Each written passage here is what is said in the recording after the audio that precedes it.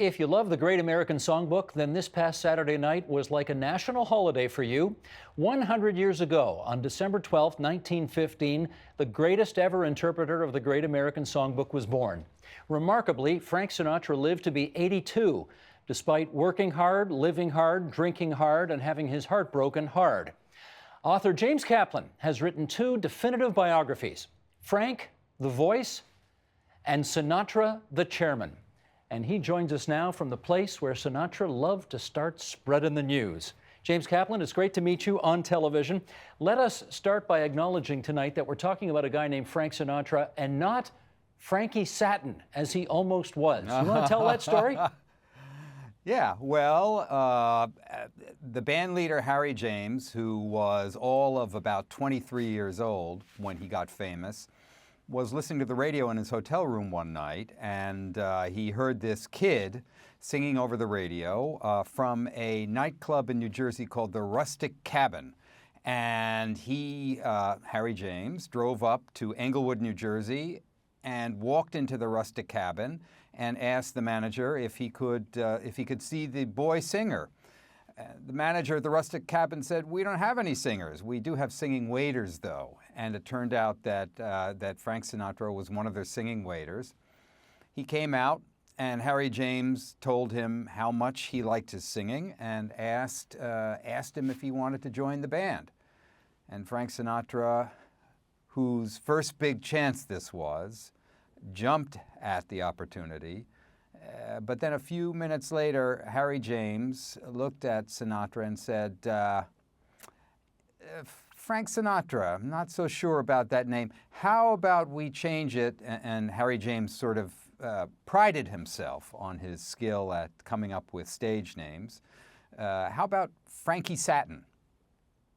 And Sinatra, who just the moment before had been very eager and very excited and very friendly, went cold that second. And he gave Harry James a cold stare right in the eyes and said, "If you want the singer, take the name." And many years later, Sinatra said, "Frankie Satin." He said, think of that. He said, "If I had taken that name, I'd be singing on cruise ships today." What do you think it said about him that he refused to be rebranded in that way? I think it said a lot. I think it speaks to some of the deep and major themes of my 2 books. I think it says a lot about the virulent anti-Italian American prejudice that was very facile in America in the 1920s and 30s, and remains sort of a taboo subject to this day. Sinatra experienced that personally on the streets of Hoboken, and he hated it. And it had a lot to do with a lot of things that happened to him in later life, particularly his pull to, shall we say, members of organized crime. One of the things that really intrigued me about your first book in particular was this notion that the official story we have on Frank Sinatra really isn't the official story. And by that I mean you start with Harry James. We know about the move to Tommy Dorsey, the Paramount Theater, the Bobby Soxers, the kids screaming and fainting and so on. And yet you tell us most of the official story isn't accurate at all. What do you mean by that? There's certainly been a lot of myths perpetrated about Sinatra. One of the semi-myths is that the girls were paid to scream. And a more truthful rendering of that story is that the girls really did scream. There was something about Sinatra, even back at the Rustic Cabin, before he started singing with Harry James and then Tommy Dorsey, that got to people, male and female, but especially in those days, teenage girls, and made them, got to them on a visceral level and really did make them scream. Now, the guy who became Sinatra's first publicist, a man named George Evans, witnessed this. And so it was Evans's stroke of genius to sweeten it, much the way sitcoms for many decades have sweetened the in-studio laughs with a laugh track. George Evans actually coached groups of girls to scream on cue at Sinatra's big concerts at the Paramount in New York City. But that does not mean that that phenomenon was artificial at all. It was just a case of augmenting it. I think, James, part of what I might have been referring to was the story from The Godfather, which everybody assumes is true, that somehow he got out of the Tommy Dorsey band because somebody said to Tommy Dorsey, either your brains or your signature is going to be on that contract. Steve, it's not entirely untrue, and there are two important myths perpetrated, or I should say, spread by The Godfather. Now, I knew Mario Puzo a bit, and he was a wonderful man and a terrific writer. And Mario Puzo was always very clear about the fact that The Godfather was a work of fiction. However, far too many people have taken it for literal fact. So there are two myths that came from The Godfather. When I say myth, I don't mean necessarily a lie, but very, very tenacious and deeply affecting stories. The first is, yes, what you said, that Sinatra got out of his contract with Tommy Dorsey by having a member of organized crime put that legendary pistol to Dorsey's head and saying either your signature or your brains are going to be on that release form. The second myth is that people actually believe that Sinatra got the role, the career-changing, the career-turning-around role in From Here to Eternity by having a horse's head put in a Hollywood producer's bed. Nothing could be further from the truth. In the case of the first story, I believe there was some pressure, perhaps even a phone call, from Sinatra's North New Jersey godfather, a mafioso named Willie Moretti, to Tommy Dorsey. Tommy Dorsey got a little scared. He had barbed wire and spotlights put in around his house in New Jersey after that, and it may have contributed to his letting Sinatra go. But the true story involves a lot of boring things like lawyers and contracts and clauses and stuff like that. There is so much drama surrounding so much of Sinatra's life that oftentimes we forget about the fact that, at least in my opinion, this guy's the greatest singer who ever lived. And I wonder whether or not you've been able to come to a conclusion about how much of that voice was God-given and how much of that voice was just so great because he worked so damn hard at being the best ever.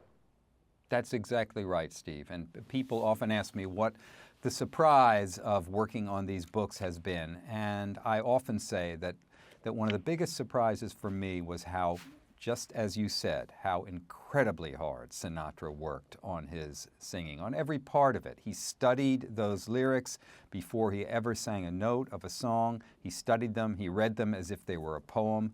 Before he ever sang that song, he had moved into that song. And that's why there's that miraculous feeling when he's singing, when you hear him singing on record or when you heard him live. There is a presentness about his singing. You feel as if thought and emotion are occurring in the moment as he is singing the song. He knew those lyrics. He worked very, very hard on his breath control. He used to swim laps underwater in swimming pools. He would go into training before making an album. He would cut down on his smoking and his drinking. And his phrasing, of course, was legendary. He learned a lot of that from Tommy Dorsey and Tommy Dorsey's gorgeous trombone legatos, but he also learned a lot of it from Billie Holiday, the great Billie Holiday, whom Sinatra used to go and watch and listen to on 52nd Street in New York when Sinatra was just a pup and Billie Holiday was just coming up. They were the same age, were they not? Born maybe within months of each other? Yes, Billie Holiday was a few months older than Sinatra, but her career kicked off very, very quickly with Lester Young, with Benny Goodman. She was famous while Sinatra was still a total unknown. One of the things that people may find curious is that World War II breaks out and Sinatra is 23 years old, presumably a prime age at which to be drafted, and yet he didn't serve. How come? Well, the first time he got exempted because he was a husband and a father. There was a deferment or an exemption for husbands and fathers that extended into, I believe it was 1943. So he had a special. There was a special classification, and he was let out of the draft because of that for a while. However, that deferment was ended in 1943 when Uncle Sam needed a lot more soldiers to get into the war effort. So Sinatra had to go back and have a medical examination. He was examined, and the doctor who examined him certified him as having psychological issues, fear of crowds and extreme nervousness and fantasies that he was going to die any minute. Fear of crowds was a big one. Well, and it was also a natural one because he was, in those days, he was such an idol that he was constantly being besieged and even physically threatened by crowds. So he got another deferment, another classification. There have been rumors ever since that he bribed the doctor $40,000 to give him that classification. And Sinatra was much reviled during the rest of World War II as being a draft dodger.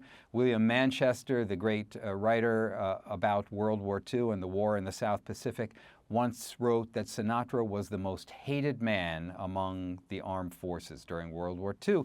The soldiers and sailors all felt that Sinatra was at home making out with their women, and to a great degree, they were right. Well, having said that, what clearly emerges as well from your book, The Voice, is that this is a guy who was unusually, for the times, not racist at all. He liked black people. He worked with black people. His relationship with Sammy Davis Jr., obviously, legendary. Why do you think he was not as racist as most other people in the States at the time? Well, he grew up in an extremely racist time and in an extremely racist town. In Hoboken, you could get beaten up for walking across the wrong street if you happened to be Italian-American and walked into the Irish-American neighborhood. There was an African-American neighborhood, and a lot of name-calling, a lot of racial epithets in those days. But Sinatra, as a young man, had this fantasy that he could be as great a singer as Bing Crosby, and he began listening like crazy, not only to Crosby, but to all the great, great black geniuses of the time. And he made these pilgrimages to Manhattan, to 52nd Street.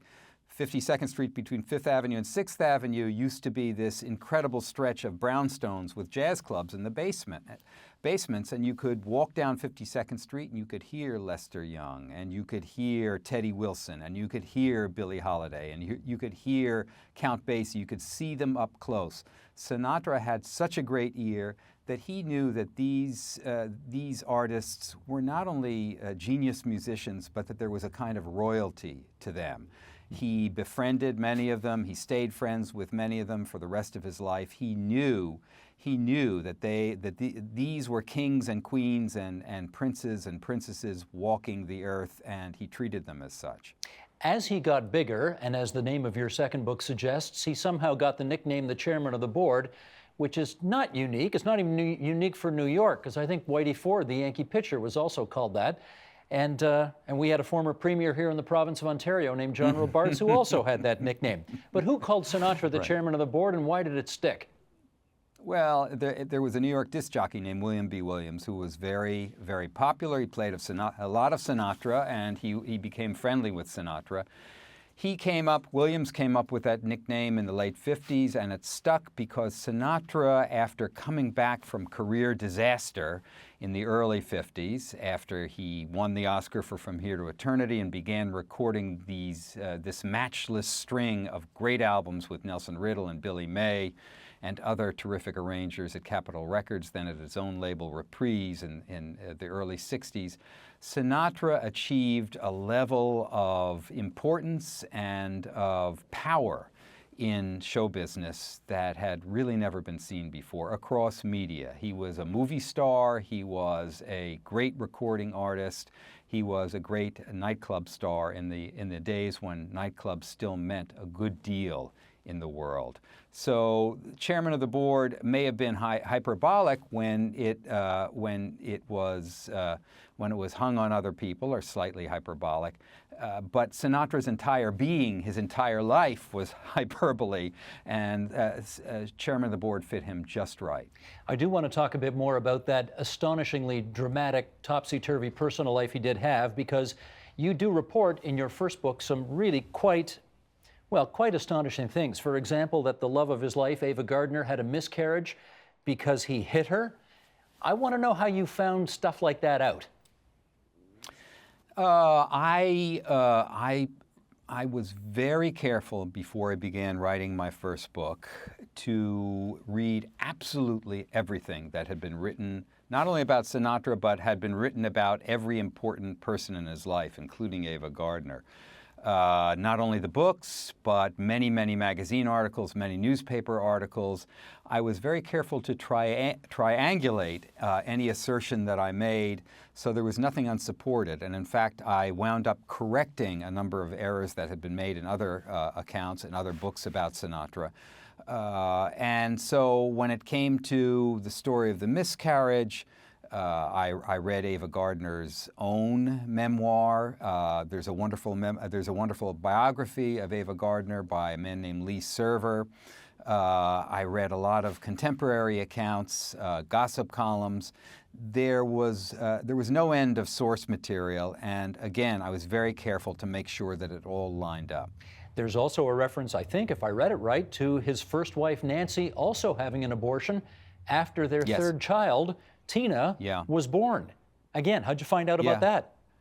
Yeah, well, that was a very sad chapter in their lives. That happened shortly after Sinatra attended a mafia summit in Havana in February of 1947.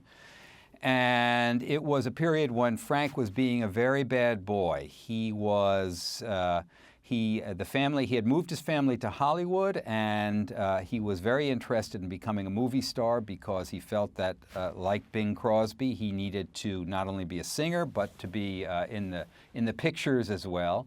But the other big attraction about Hollywood for Sinatra was that it was and still is the world's capital of gorgeous women. And as soon as he arrived there in 1943, Frank very quickly began alley-catting around town. Unfortunately, he began being photographed with his misbehavior. There were photographs of him with all kinds of beautiful women. There was one photograph in particular of him dancing with Lana Turner and looking like the cat who had eaten the canary. He is grasping Lana Turner's hand as they dance very tightly with his left hand, and you can very clearly see the wedding ring. Nancy Sinatra was okay at the beginning of their marriage with his stepping out on her. But once it became public and humiliating for her, she was no longer okay with it. There came a point when she changed the locks on the doors of their house. And yes, in February of 1947, she had this abortion. It's a fact chronicled in any number of biographies and written about. As a matter of fact, in Tina Sinatra's memoir of her father, a terrific book actually called My Father's Daughter. So it was a very, very sad thing, but Nancy Sinatra had just had it with Frank by that point, and she did this thing. Strangely enough, it was something that in a kind of refracted way made its way into the Godfather movie, where Kay aborts the child that she and Michael had conceived after she finds out about his nefarious activities. Indeed. Let's, in our last minute, since I know it's impossible to say what your favorite Sinatra song is, a single one, but it might be a little easier to do a favorite swing song and a favorite saloon song. What are yours? Oh, well, those are totally easy. Let me name three songs. Let me throw the usual suspects at you, and they're only the usual suspects because they are just so overpoweringly great. And then let me throw in two more that I'm crazy about. So swing song, there are dozens and dozens of them that are equally great, but you certainly can never go wrong with the titanic recording Frank made of I've Got You Under My Skin, with that incredible Nelson Riddle arrangement and that incredible trombone solo by Milt Bernhardt, the great Milt Bernhardt. A saloon song, everybody knows, everybody agrees. It is One for My Baby, One More for the Road, the great Harold Arlen, Johnny Mercer song with the tremendous piano accompaniment invented by Frank's great pianist, Bill Miller. And let me just throw in two more just randomly for you that I'm crazy about. I want to very quickly mention Sinatra's terrific album with Antonio Carlos Jobim, which I just think is a joy from start to finish. There's a song on there called Gingy, which is one of the most beautiful and gentle songs ever recorded. Frank does it masterfully. And let me also mention Ring-a-Ding-Ding, the great song from the great Johnny Mandel album. Sammy Kahn, Jimmy Van Heusen, fantastic song, and it just gets your blood going every time you listen to it. Chester would love that you picked one of his. That's a beautiful thing. He was a genius. He was. Chester, of course, Jimmy Van Heusen's real name. James Kaplan, you know what? Under My Skin and One for My Baby would have been on my list too, which explains why you and I are so simpatico, sir. It's awfully good of you to join us on TVO tonight. Thanks so much. It's my great pleasure, Steve. Thanks so much for having me. James Kaplan, author of Frank the Voice, Sinatra the Chairman. Help TVO create a better world through the power of learning. Visit supporttvo.org and make a tax-deductible donation today.